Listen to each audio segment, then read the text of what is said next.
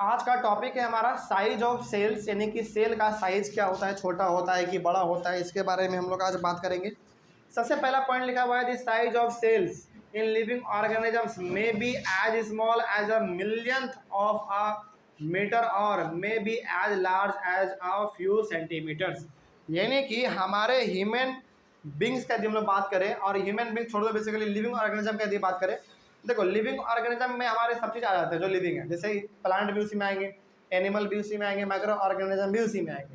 तो living organism की यदि हम लोग बात करें तो उसमें ना 1 मीटर लो और उस 1 मीटर का मिलियन हिस्सा कर दो, छोटे छोटे पार्ट कर भी नहीं पाओगे आप। बात समझ आ रही है? तो उतना छोटा हमारा सेल होता है, या फिर कभी कभी हमारा जो सेल है हमारे बॉडी में वो 1 सेंटीमीटर या फिर 2 सेंटीमीटर का भी हो सकता है, उससे भी बड़ा हो सकता है। बात समझ आ रही है? मतलब कि यहाँ पे हम ये कहना चाह रहे हैं कि लिविंग ऑर्गेनिज्म में जो सेल का जो साइज है वो बहुत छोटे भी हो सकते हैं और बड़े भी हो सकते हैं। मतलब कि कुछ सेंटीमीटर 10, 15, 20, 25 सेंटीमीटर भी हो सकते हैं। ठीक है, आगे। However, most of the cells are microscopic in size and are not visible to the naked eye. लेकिन 99% हमारे बॉडी में ऐसे सेल हैं हमारे बॉडी में जिसको कि आपको देखने के लिए ना माइक्रोस्कोप का सहारा लेना पड़ेगा। मतलब कि हमारे बॉडी में 99% सेल कैसे हैं, इतने छोटे हैं, इतने छोटे हैं, इतने छोटे हैं कि आप उसको खुले आंखों से नहीं देख पाएंगे। फिर उसको देखने के लिए चाहिए क्या? माइक्रोस्कोप चाहिए। ठीक है, आगे। They need to be enlarge और मैग्नीफाइड बाय अ माइक्रोस्कोप। यदि आपको बहुत ही छोटा बहुत ही छोटा सेल देखना है तो फिर आप कैसे देखेंगे? उसको बड़ा करके देखने के लिए आपको माइक्रोस्कोप का इस्तेमाल करना पड़ेगा। कोई दिक्कत इसमें? चलो आगे बढ़ते हैं फिर। The smallest cell is 0.1 to 0.5 micrometer in bacteria. देखो बैक्टीरिया का यहाँ पर एग्जाम्पल लिया गया है। बैक्टीरिया का एक छोटा जो सेल होता है ना वो 0.1 से लेकर 0.5 मीटर नहीं है, माइक्रोमीटर है। इतना छोटा हो सकता है और ये बहुत छोटा है, मतलब कि आपके इमेजिनेशन से भी बहुत छोटा है ये। और समझ में आ रही है? आपको लग रहा होगा कि सर 0.1 से लेकर 0.5 माइक्रोमीटर ही तो है, इसमें कौन सी बड़ी बात है? नहीं, ये आपको सुनने में बहुत आसान लग रहा है लेकिन ये बहुत छोटा है, आपके इमेजिनेशन से भी बहुत छोटा, बहुत हद से छोटा। उसको आप देख ही नहीं सकते खुले आंखों से। फिर उसको देखने के लिए क्या चाहिए? माइक्रोस्कोप चाहिए। ठीक है, आगे बढ़ते हैं। फिर उसके बाद लिखा हुआ है the largest cell is 170 millimeter से लेकर 130 millimeter in the egg of an ostrich. Ostrich आप जानते हैं जिसको हम लोग हिंदी में शुतुरमुर्ग कहते हैं। उसका जो अंडा होता है ना, उसका सेल, अंडे का सेल 170 से लेकर 130 मिलीमीटर तक का हो सकता है। कोई दिक्कत इसमें? बात समझ में आ रही है? चलिए आगे बढ़ते हैं। तो इतना बड़ा हो सकता है, ये थोड़ा सा बड़ा होता है, इसको आप देख सकते हैं खुले आंखों से। उसके बाद this size of the cells has no relation with the size of the body of the plant और एनिमल। देखिए यहाँ पे बहुत इंपॉर्टेंट पॉइंट लिखा हुआ है, ये लिखा हुआ है the size of the cells has no relation with the size of the body of the plant and animal. मतलब कि यदि किसी का बॉडी बहुत बड़ा है इसका मतलब ये नहीं है कि उसके बॉडी में सेल भी बड़े होंगे, ये जरूरी नहीं है। मतलब कि मान लीजिए कि यदि हमारा प्लांट बहुत बड़ा है, इसका मतलब ये नहीं कि उसमें सेल का साइज जो होगा ना वो बहुत ही बड़े बड़े होंगे, नहीं, ये जरूरी नहीं है। लेकिन हाँ, ये जरूरी है कि उसमें सेल का जो नंबर होगा वो थोड़ा सा ज़्यादा होगा, ये जरूरी हो सकता है। बात समझ में आ रही है क्या कह रहे हैं?